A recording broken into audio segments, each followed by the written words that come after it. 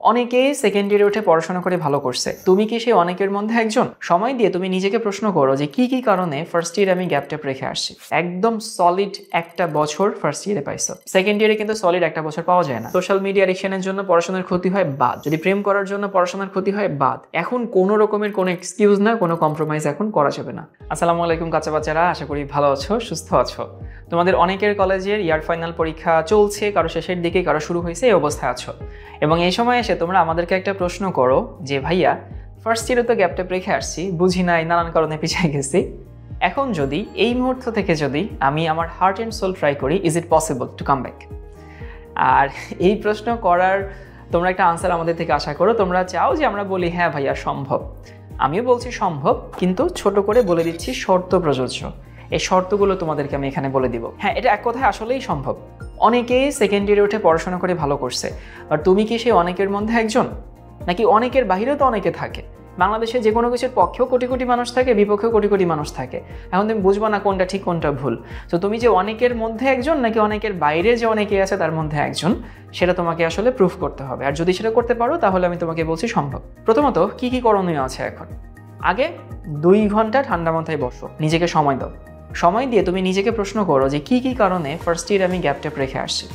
এবং ফার্স্ট ইয়ারে একটু বলে রাখি, তোমরা সময় পাইছো 1 বছর, একদম সলিড একটা বছর ফার্স্ট ইয়ারে পাইছো। সেকেন্ড ইয়ারে কিন্তু সলিড একটা বছর পাওয়া যায় না।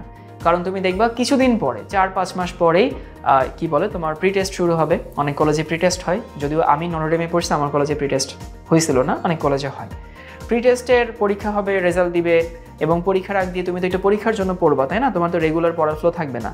তারপর শুরু হবে টেস্ট দিতে গিয়ে তোমার টেনশন হবে যে যদি ফেল করি তাহলে ফর্ম ফিল আপে বেশি টাকা লাগবে, গার্ডিয়ান ডাকাবে, নাকি ফর্ম ফিল আপ করতে দিবে না, নানান কাহিনী, নানান টেনশন আসে। সো একেবারে ঝামেলাহীনভাবে পড়ার সময় তুমি সেকেন্ড ইয়ারে টেকনিক্যালি 6 মাসের মতো পাবা। এখন এই 6 মাসকে পেছনের 1 বছরের গ্যাপ টেনে, আবার এই 6 মাসেরও তো একটা পড়াশোনা আছে, তাই না? রেগুলার থাকতো, তোমার যদি গ্যাপ নাও থাকতো তাও তো 6 মাসের একটা পড়াশোনা ছিল। তাহলে রেগুলার 6 মাসের পড়াশোনার পুরাতন 1 বছরের যে গ্যাপ, সেগুলো কেমনে ফিল আপ করবা? তো প্রথমত বলছিলাম 2 ঘন্টা ঠান্ডা মাথায় বসবা, বসে কোথায় কোথায় গ্যাপ আছে এবং সেই গ্যাপটা কেন তৈরি হয়েছে সেটা নোট ডাউন করে নাও। মানে এইখানে আমার গ্যাপ ছিল, এই কারণে গ্যাপ হয়েছে। সো মোস্টলি তুমি দেখবা যে ফোন এডিকশন ছিল, কনসিস্টেন্সি ছিল না, ভালো টিচার পাও নাই, ভালো গাইডলাইন পাও নাই, শুরুতে পড়ার ধাঁচ বুঝতে পারো নাই, এসএসসি এইচএসসির যে পার্থক্য সেগুলো বুঝতে পারো নাই। এগুলোই হবে ঘুরে ফিরে। প্রেম করছো, যেগুলো প্রবলেম, নো কম্প্রোমাইজ, বাদ দাও। তোমার যদি ফোন এডিকশন মানে সোশ্যাল মিডিয়া এডিকশনের জন্য পড়াশোনার ক্ষতি হয় বাদ, যদি প্রেম করার জন্য পড়াশোনার ক্ষতি হয় বাদ। কারণ এইখানে তোমার ক্যারিয়ারের সাথে তোমার ফ্যামিলি জড়িত, এর উপরে কিছু নাই ভাই। যদি তোমার এমন হয় যে কোনো একটা পার্টিকুলার বন্ধুর জন্য তুমি পড়তে পারছো না, আপাতত বাদ। তোমার যদি মনে হয় তুমি মুভি দেখার জন্য পড়তে পারছো না, বাদ। তোমার যদি মনে হয় ওই টিচারের কাছে পড়ার জন্য আমি পড়তে পারোনি, বাদ। এখন কোনো রকমের কোনো এক্সকিউজ না, কোনো কম্প্রোমাইজ এখন করা যাবে না। ওকে, দ্বিতীয় কথা, যে জিনিসগুলো তুমি পড়ো নেই, একেবারেই যে 0 এরকম হওয়ার কথা না। 10%, 20%, 30%, 40% কিছু না কিছু তো পড়ছো, কিছু থাকবে একেবারেই পড়ো নেই। সেগুলো নোট ডাউন করো যে আমাকে এগুলো একেবারে ব্র্যান্ড নিউভাবে পড়তে হবে। এবং এইখানে না একটা কোর্সে থাকা তোমার জন্য জরুরি।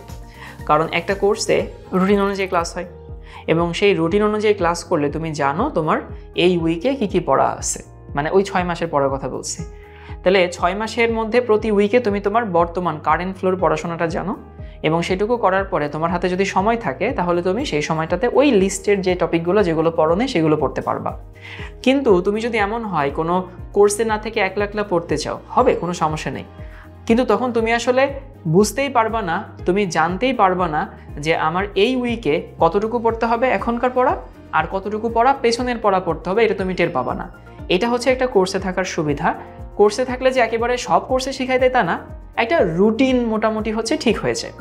এই জন্য তোমরা চাইলে শিখর কোর্সে ভর্তি হতে পারো। আমাদের এখন নতুন কোয়ার্টার চলে, তুমি চাইলে পুরাতন কোয়ার্টারগুলো রেকর্ড আকারে পাচ্ছ, আর লাইভ ক্লাস তো লাইভ ক্লাসের মতোই হবে।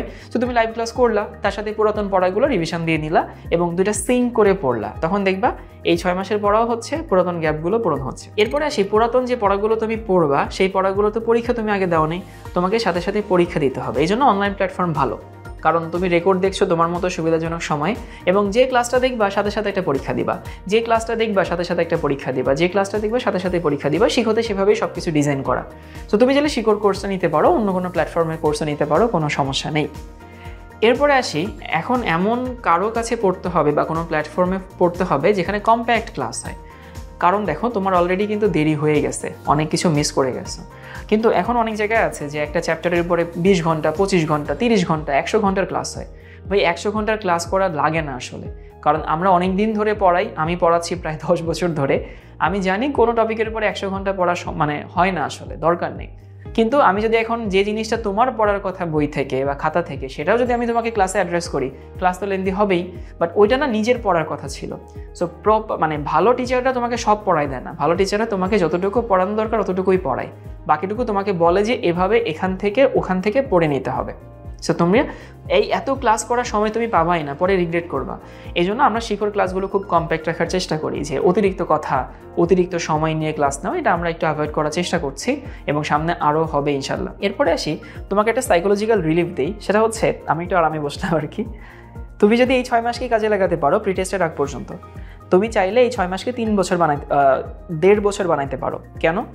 কারণ দেখো, প্রথম 1 বছর তুমি অনেক কিছু বুঝতে না, তোমার নিজের ভুল হয়নি, সো শিক্ষা নেও নেই, তুমি হচ্ছে পড়ার ধাঁচ বুঝো নাই, কলেজ স্কুলের পার্থক্য বুঝো নাই, ভালো টিচার পাও নেই। তো এখন তুমি পড়ার ধাঁচ বুঝো, ভালো টিচার হয়তো পেয়ে গেছো, তুমি স্কুল কলেজের পার্থক্য বুঝছো, নিজের ভুল হয়েছে, ভুল থেকে শিক্ষা নিচ্ছ। সো এখন তুমি যদি হার্ট অ্যান্ড সোল ট্রাই করো, তাহলে এই 6 মাসকে 3 গুণ ইউটিলাইজ করা যায়, মানে 1.5 বছর ইউজ করা যায়। আর যখন পড়বা তখন চেষ্টা করবা টপিক পড়বা, তার সাথে সেই টপিকের যে সিকিউ, এমসিকিউ, সেগুলো সব সলভ করে কোনো গুজামিল না দিয়ে সামনে আগায় যাওয়া। তখন দেখবা যে তোমার পড়াগুলো সুন্দর মতো কমপ্লিট হয়ে গেছে। আর পরীক্ষা দেওয়াটা কিন্তু মাস্ট। আমাদের শিখর যে হয় ডাউট সলভ সেশনটা হয়, এটাও কিন্তু তোমার জন্য ইম্পর্টেন্ট। এবার অনেকে বলবা যে ভাইয়া আমি তো গ্যাপ রেখে আসছি, সেই গ্যাপ পূরণ করার জন্য এখন আমার কতটুকু পড়তে হবে। এখন এটা অনেকে অনেক ডিপ্লোম্যাটিক আনসার দেয়, অনেকে বলে যে তোমার যতটুকু লাগে, এটা তো পার্সন টু পার্সন ভ্যারি করে। বাট আমি জানি তোমরা আমাদের মুখ থেকে একটা সংখ্যা চাও, এত ঘন্টা পড়তে হবে। আমি বলবো ক্লাস করার পরে তুমি যদি 6 ঘন্টা পড়ার টেবিলে সময় দাও, ক্লাস টাইমের বাইরে বলছে, 6 ঘন্টা যদি ম্যানেজ করতে পারো, that's more than enough. Class করবা সেটা কিন্তু আমি ধরছি না এখানে, শিখর ক্লাস করবা, তুমি হয়তো কলেজের ক্লাস করবা, সেগুলো আলাদা। কিন্তু তুমি যদি এরপরে 6 ঘন্টার সময় পড়ার টেবিলে দিতে হবে। এই আমার এখানে দেখো ফোন আসছে, এমন না যে ফোন চাপলে হবে, পড়ার টেবিলে পড়তে হবে। এভাবে যদি করতে পারো তাহলে হচ্ছে খুব সুন্দর মতো তুমি আশা করি শেষ করতে পারবা। আর একটা জিনিস মনে রাখবা, তোমার তো কিছু গ্যাপ রয়ে গেছে, এখন তুমি সিরিয়াসে পড়াশোনা করার সাথে সাথেই যদি ফিডব্যাক এক্সপেক্ট করো, তাহলে কিন্তু হতাশ হয়ে যাবা। কারণ তোমার সাথে সাথে ফিডব্যাকটা আসবে না। ম্যাক্সিমাম মানুষই দেখা যায়, সে চেষ্টা করে, সে চিন্তা করে আমি তো সিরিয়াস হয়েছি, তাহলে 9-10 আমি সিরিয়াস ছিলাম, তখন যেরকম পারতাম এখন আমি সেরকম পারবো। সেটা তুমি পারবা না, এটা পারার না, কারণ তোমার গ্যাপটা অনেক বড় হয়ে গেছে। তো তোমার এখন কাজ হচ্ছে সাথে সাথেই রেজাল্ট এক্সপেক্ট না করা, সময় নাও, 2 মাস পর থেকে রেজাল্ট পাওয়া শুরু করবা।